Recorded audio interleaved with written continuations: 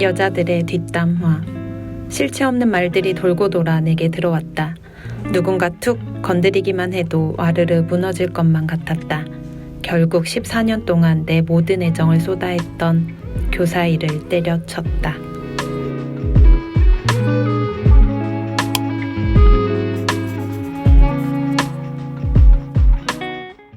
로미님도 뒷담화 때문에 힘들어봤어요? 많았죠. 아마 저만큼 뒷담화 많이 들은 사람은 없지 않나. 많죠. 엄청 많죠. 그럼 가장 최근 뒷담화 얼마 전에 저희가 워크숍을 갔었어요. 근데 워크숍을 갔는데 정말 충격적인 진짜 충격적인 이야기를 좀 듣게 된 거죠. 그 이야기를 들었을 때 뭐야 누구야? 이 마음이 먼저 올라오긴 하더라고요. 어떤 일이 있었냐면 이제 제가 책수의 과정을 운영하고 있어요. 많은 분들이 신청을 해주시는데 그 중에서도 누구를 뽑을 것인가에 대한 나만의 기준이 없으면 사실 많이 흔들리잖아요. 그때 이제 제가 기준으로 삼았던 것 중에 하나는 뭐였냐면 이미 인플루언서이거나 이미 유명한 사람이거나 이미 본인이 가진 역량이 너무 뛰어나서 개인적으로 혼자 하실 수 있는 분들 같은 경우는 굳이 내가 도와주지 않아도 괜찮다라는 생각을 했었어요. 제가 그 얘기를 쭉 했는데 갑자기 그 저한테 물어봤던 팀원 표정이 로미님 이게 제가 다른 사람이 한 이야기들을 전하려고 하는 의도는 없어요. 그런데 다른 시선으로 보는 사람들도 있다는 거는 알면 좋을 것 같아서 얘기를 해드리는 거예요 라고 하면서 이 얘기를 하는 거예요. 로미는 본인이 빛나고 싶어서 잘난 사람을 곁에 두지 않는다라고 사람들이 얘기를 한다는 거예요. 선발도 잘난 사람을 뽑지 않는다. 네. 그 이유가 내가 나만 빛나고 싶어서. 근데 처음에 들었던 생각은 너무 억울했어요. 일단 내가 억울하니까 그 사람한테 가서 내가 막 설명하고 싶은 거예요. 그러다가 그냥 멈췄어요.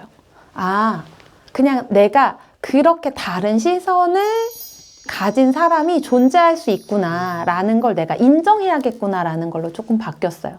그 뒷담화를 처음에 나한테 이렇게 쓱 들어왔을 때 나도 역시 그 뒷담화를 선택할 수 있다고 보거든요. 그 뒷담화를 수용할 수도 있고 그 뒷담화를 거부할 수도 있다고 생각해요. 근데 사람들은 그 뒷담화가 오면 다 내가 받아야 한다라고 생각을 하기 때문에 괴롭다고 저는 생각하거든요. 이 둘 중에서 내가 거부할 수 있는 것들은 그냥 무시하면 되는 것 같아요. 말도 안 되는 이야기로 나를 음해하거나 뒷담화를 하는 케이스들은 물론 힘들긴 하지만 덜 힘든 것 같아요. 얘는 말도 안 되는 거잖아요. 얘기를 들어보면 진짜 어이가 없어. 이때는 그냥 거부하면 될 것 같고, 두 번째, 수용해야 되는 뒷담화도 있기는 하더라고요. 아까 저희 팀원이 얘기해 주셨던 그것들 같은 경우는 사실 저한테는 되게 큰 도움이 됐어요. 누군가가 어떤 뒷담화를 했다는 건 그 사람의 욕구가 좌절되어 있을 때가 굉장히 많아요. 그럼 그 사람의 욕구가 뭐지? 를 떠올려 보면 그 사람의 감정적인 말에 포커스가 맞춰지는 게 아니라 그 사람의 욕구를 바라보게 되더라고요. 그분들의 욕구는 조인하고 싶은 욕구였던 것 같아요. 저랑 뭔가 콜라보를 하고 싶어. 그러면 책 쓰기는 함께 하지 못했지만 제가 다른 방식으로 그분에게 우리 이런 프로젝트 같이 해볼래요? 라고 제안을 함으로써 그 욕구를 조금 해소할 수 있는 부분이지 않을까라는 생각이 들었거든요. 그래서 그 욕구를 조금 생각하다 보면 내가 감정적으로 어떤 부분들을 쳐내고 내가 수용해야 되는 부분? 내가 이걸 통해서 성장할 수 있는 부분들을 좀 캐치해낼 수 있는 부분들이 생기더라고요. 그래 뒷담화를 하는 게 좋은 건 아니잖아요.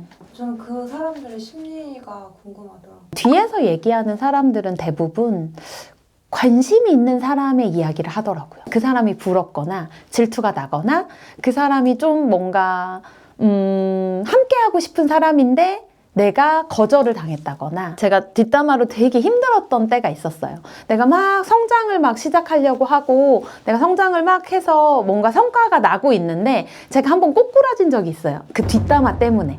너무 힘들어가지고 제가 멘토로 삼고 있는 분에게 전화를 걸었는데 전화를 걸자마자 말이 안 나오는 거예요. 말을 해야 되는데 이제 감정이 복받친 거예요. 너무 속상하니까 멘토님이 저한테 왜 전화했냐고 물어봤는데 제가 그냥요 라고 하고 터져버린 거야. 보통은 그런 이야기를 하면 어떻게 위로를 하냐면 아유 괜찮아 그냥 무시해. 그게 안 되잖아요. 안 되니까 내가 마음이 힘들었던 거잖아요. 이제 저한테 얘기해 주셨던 멘토님의 말이 정말 위로가 됐어요. 저한테 뭐라고 얘기하셨냐면 축하해요 라고 얘기했어요. 뭔 소리야. 그만큼 성장했다는 증거라는 이야기를 하셨어요. 사람들은 많이 올라가면 올라갈수록 끌어내리고 싶어 한다는 거예요. 그러면 제가 이렇게 계속 멘탈이 흔들려야 할까요? 라고 했더니 감히 질투를 느낄 수 없을 만큼 더 많이 성장하세요. 더 높이 올라가면 그렇게 욕하는 사람들이 존경의 눈빛으로 바뀔 거고 이제 나에게 배우려고 올 거다라는 이야기를 해주셨었어요. 아까 심리 물어보셨잖아요. 질투하는 사람들의 심리? 만만하니까 그러지 않나? 나랑 비슷한데 이 사람이 훅 올라갔어. 원래는 나랑 비슷했던 사람이야. 이 사람이 훅 올라갔을 때 우리가 할 수 있는 선택은 두 가지잖아요. 나도 같이 올라가거나 이 사람을 끌어내리거나. 두 개 중에 하나인데 내가 올라가기에는 너무 힘든 거지. 그러니까 이 사람 끌어내리려고 하기 때문에 뒷담화를 하는 것 같거든요.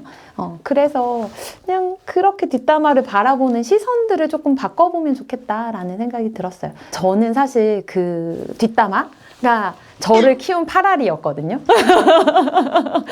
사실 그 뒷담화 때문에 14년 근무했던 학교를 퇴사했고 뒷담화 때문에 대학원을 갔고 뒷담화 때문에 법인을 설립했거든요.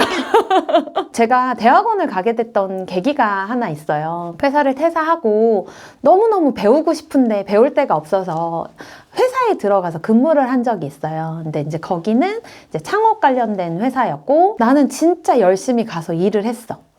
근데 결정적인 순간에 제가 빠지는 거예요. 왜 그러지? 막 생각이 들었는데 그게 이유가 쟤는 사대 나왔잖아. 제가 뭘 알겠어? 그거를 뒤에서 들었던 거죠? 네. 그래서 대표님이 이제 저랑 이제 프로젝트를 같이 하면서 이제 저라는 사람을 계속 끼워 넣고 싶으신 거예요. 저는 인맥이 없으니까 그분이 계속 저를 추천해 주셨던 거예요. 그 사람 어떤 사람인데? 라고 얘기를 하니까 저에 대한 이력을 막 얘기하셨을 거 아니에요. 근데 그때 했던 얘기가 사범대 나온 사람이 무슨 경영을 알아? 그렇게 얘기하면서 거절을 하셨대요. 근데 저는 사실 개인적으로 대학교 자격증, 학위 이런 거 별로 중요하다고 생각했던 사람이 아니에요. 그 대표님이 그 얘기를 하는 순간 필요하겠구나 라고 생각해서 대학원을 갔거든요. 근데 오히려 대학원을 가면서 되게 많이 배웠어요. 그건 역시도 나한테 되게 비즈니스적으로 확장될 수 있는 기회가 됐고 학위를 넘어서서 또 다른 가치가 있는 거구나 라는 생각을 들어가서 하게 됐던 것 같아요. 그래서 오히려 저는 그 사범대가 뭘 알겠어? 이 말이 저한테는 되게 독이 아니라 약이 된 케이스? 뒷담화 이야기 아이템으로 정했을 때 멘탈 승리만 생각했지 이걸 성장 욕구를 풀어내는 생각은 못했던 것 같아요. 그쵸. 내가 어떻게 하면 상처받지 않을까, 멘탈을 어떻게 관리할까 인데 저는 그게 저한테는 성장의 어떤 촉진제였었어요. 저도 사실 그 순간에는 많이 힘들었죠. 못 일어섰어요. 어퍼컷 맞고 쓰러져가지고 정신 못 차리고. 그러면 그럴수록 내가 하고 싶은 것들의 욕망이 더 강해졌어요, 저는. 내가 이 욕을 먹어가면서까지 내가 해야 되나? 그때 예스라는 대답이 나왔을 때 나 진짜 하고 싶구나. 그런 생각이 들더라고요. 저희 채널은 성장하고 싶은 사람들이 오시는 것 같아요. 저는 성장을 하면서 어떤 부분이 걸렸고 힘들었고 그게 어떻게 나의 삶을 변화시켰는지에 대한 이야기들도 꾸준히 해보려고 하거든요. 하시다가 힘든 점, 답을 못 찾겠는 점, 어려운 점 있다면 댓글로 좀 많이 남겨주시면 좋을 것 같아요. 그 댓글을 가지고 저의 예전의 기억들, 저의 경험들을 조금 이렇게 상기시켜 보도록 하겠습니다. 함께 해주시면 좋을 것 같고요. 네, 3종 세트 기억하시면 좋을 것 같아요. 구독, 좋아요, 알림 설정, 팔로미. 감사합니다. 팔로미에서 로미. 네.